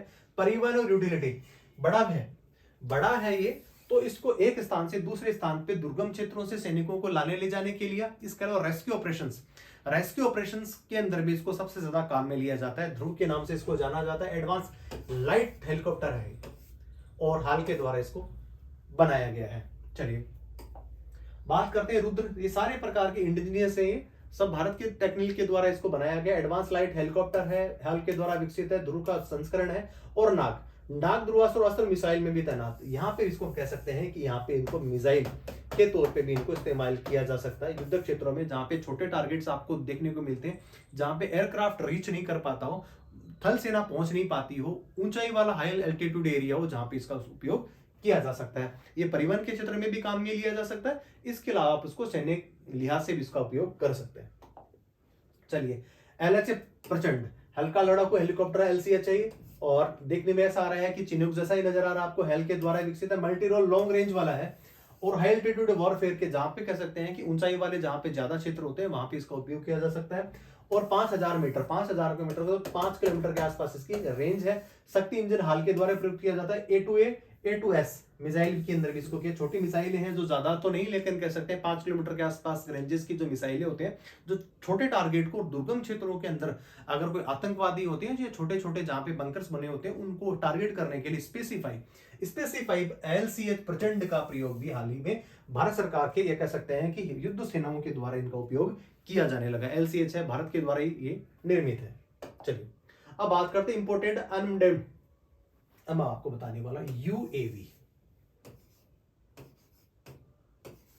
अनमैन्ड एरियल व्हीकल है जिसमें मानव नहीं होते हैं। और आजकल सबसे ज्यादा अगर प्रचलन में अगर बात करें तो सबसे ज्यादा यही देखने को आ रहा है कि यहाँ पे UAV के द्वारा हम आराम से ड्रोन्स के द्वारा छोटे मोटे टारगेट्स को हिट करने में ज्यादा सक्षम होते हैं। और इसी कड़ी को देखते हुए हम देख सकते हैं कि सर्चर इजराइल के द्वारा आयातित प्रयोग जासूसी और निगरानी क्षेत्र में, वो किस लिए है कि रात को अगर आपको अपने पड़ोसी या दुश्मन देश की गतिविधियों के बारे में जानकारी लेनी है, वहां के जितने भी प्रकार की इंफ्रास्ट्रक्चर जो डेवलप्ड हो रखे हैं, आपको इसके बारे में ज्यादा जानकारी नहीं है, तो आप एक हाइट पे ले जाकर के यूए को वहां पे आप स्टैटिक्स पोजीशन में लगा दो। वहां उसके पास में अत्याधुनिक कैमरे होते हैं और वहां से वो सर्च करके और आपके काम की चीजें जो आपको चाहिए होती हैं एज ए जासूसी स्पाई के तौर पे, वहां से आपको सारी सूचनाएं वो उपलब्ध कराने में बहुत ज्यादा सक्षम देखने को आजकल मिल रहे हैं।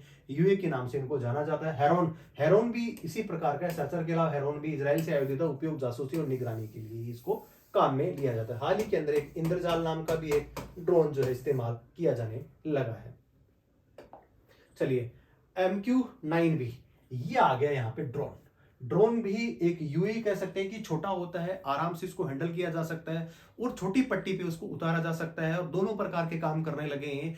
ड्रोन्स के द्वारा हम क्या कर सकते हैं, अटैक भी कर सकते हैं और वहां से कोई सामग्री छोड़नी हो या अगर वहां से उसको छोड़ करके रख दिया हो तो वहां से उसको लेके भी आ सकता है। और हाल के अंदर पाकिस्तान के द्वारा ड्रोन्स के जरिए जो है वो सीमा पार वाले क्षेत्रों के अंदर तस्करी सबसे ज्यादा की जा रही है। उन्हीं की कड़ी के अंदर मैं आपको बताने वाला हूं, इसी प्रेडेटर ड्रोन के नाम से भी जाना जाता है। MQ-9 रिपर ड्रोन का एक प्रकार है। 5 टन हथियार तक ये जो ले जा सकता है, एक स्थान से दूसरे स्थान पे ले जा सकता है। 4000 फीट या कह सकते हैं 40,000 फीट के आसपास इसके ऊपर जो है उड़ाने में सक्षम है। 40 घंटे की उड़ान अनवरत रूप से कर सकता है, अपने आप में बड़ी बात है। और इसी के लिए इसको जो है वो MQ-9 भी के अंदर उन्नत टेक्नोलॉजी का है। उपयोग सतह और समुद्री निगरानी, सतह से रोधी और पनडुब्बी विरोधी इलेक्ट्रॉनिक युद्ध में भी काम आते। 2 प्रकार के, एक सिगोर्डियन है और स्काई गार्डियन है, 2 प्रकार के जो भारतीय सेना उपयोग में कर रही है। और हाल ही के अंदर इन पे एक को तो अपने उपयोग में लाना शुरू कर दिया, लेकिन दूसरे की खरीद प्रक्रिया भी जारी है अभी। तो सिगा गार्डियन का तो उपयोग हम कर ही रहे हैं, लेकिन इसके अलावा स्काई गार्डियन का जो उपयोग अभी करने वाले हैं, खरीद प्रक्रिया भी जारी है। लेकिन ये परीक्षा के लिहाज से काफी महत्वपूर्ण है। आपसे पूछा जा सकता है MQ-9B की सीरीज क्या है, किस उपयोग में लिया जाता है, तो अभी अपने आप में इंपॉर्टेंट है। चलिए बात करते हैं कुछ और, जहां पे अनमैन्ड एरियल व्हीकल्स की बात कर रहे हैं तो वहां पे कौन कौन सी चीज DRDO के द्वारा विकसित उपयोग, प्रशिक्षण और लक्ष्य अभ्यास है तो प्रयुक्त किया जाने वाला है। लक्ष्य अभ्यास है DRDO के द्वारा विकसित जासूसी और निगरानी के क्षेत्र के अंदर आजकल UAV और इसके अलावा ड्रोन्स, ये दोनों प्रकार के जो उपयोगों का सबसे ज्यादा ले रहे हैं। छोटे टारगेट्स को हिट करने का कार्य कर सकता है, एक स्थान से दूसरा स्थान तक सामग्री ले जा सकते हैं, 5 टन के आसपास सामग्री ले जा सकता है और 5000 मीटर तक इसको कर सकते हैं। 40 घंटे की लगातार उड़ान को लेकर के भी अपने आप में सक्षम है। और सारी रुस्तम सबसे ज्यादा आजकल चर्चा में रहता है। DRDO के AD के द्वारा इसको निर्मित उपयोग जासूसी और निगरानी क्षेत्र के अंदर सबसे ज्यादा इसका उपयोग किया जा रहा है। तो रुस्तम और जो इंद्रजाल जैसे अभी कह सकते हैं कि ड्रोन जो है वो काफी चर्चा में ये रहते हैं। चलिए DRDO के अलावा DRDO घातक प्रोजेक्ट हो रहा है, मानव रहित लड़ाकू हवाई विमान है, स्टेल्थ कॉम्बैट ये इंजन के तौर पे इसको जाना जाता है। 2025 तक इसका विकास हम कर लेंगे। मैं कुछ ऐसी संभावनाएं भी आपके समक्ष लेकर के उपस्थित हुआ हूं कि भारत कौन कौन से क्षेत्रों में ज्यादा काम कर रहा है और कौन से सन तक, या कह सकते हैं कौन से ईयर तक हम जो इसको सेना के अंदर, वायुसेना में, थल सेना व नौसेना में इसको हम शामिल करने का विचार कर रहे हैं। शत्रु सीमा में घुस करके हमला करना जो है ये कर सकता है। मिसाइल, बम, समीप या सामरिक जासूसी या सामग्री उपकरण ले जाने में ये अपने आप में सक्षम है। चलिए अब बात करते हैं, हमने थल सेना की बात कर ली, हमने वायुसेना की बात कर ली, लेकिन तीनों सेनाओं में जो प्रमुख अंग है उसमें एक ये भी है। इसके अलावा मैं थोड़ी और बात बता दूं आपको, CDS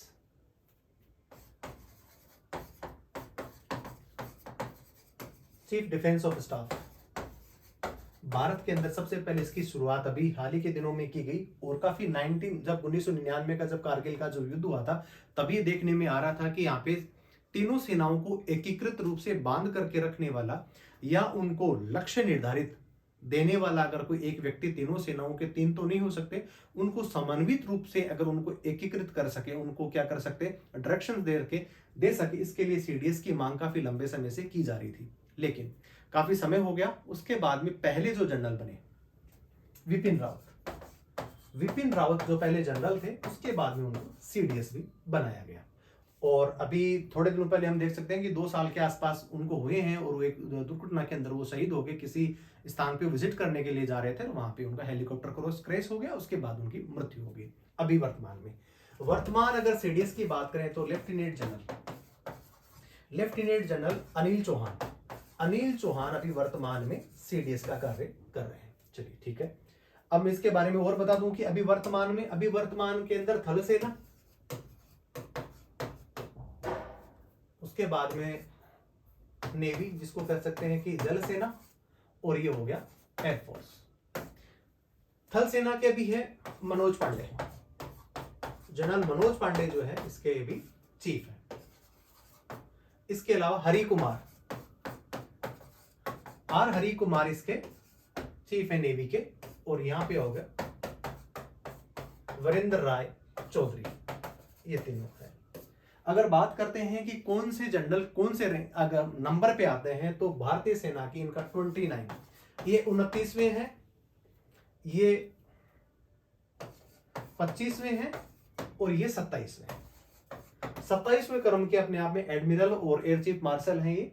और ये अपने आप में महत्वपूर्ण है कि कौन कौन से थल सेना के हैं, कौन से वायुसेना के हैं, कौन से जल सेना के, जिसको कह सकते हैं कि नेवी के हैं, वो कौन कौन से भी वर्तमान में चीफ हैं, उसके बारे में भी मैंने बताया। 29वें नंबर के हैं, 25वें नंबर के और 27वें नंबर के हैं, ये इनकी कड़ी मैंने आपको बताई। अब बात करते हैं नेवी के पास में से कौन कौन सी चीजें हैं जो वर्तमान में नेवी के द्वारा उपयोग में ली जा रही हैं। और समुद्र शक्ति के रूप में देखा जाए तो अभी वर्तमान में ये माना जा रहा है कि प्रशांत, मतलब कह सकते हैं कि हिंद प्रशांत क्षेत्र के अंदर भारत की चुनौतियां दिन प्रतिदिन बढ़ती जा रही हैं।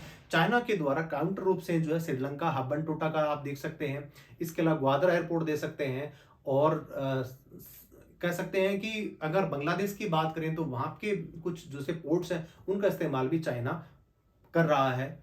और इसी के संदर्भ में देखने वाले कि भारत की चुनौतियां काफी बढ़ रही हैं।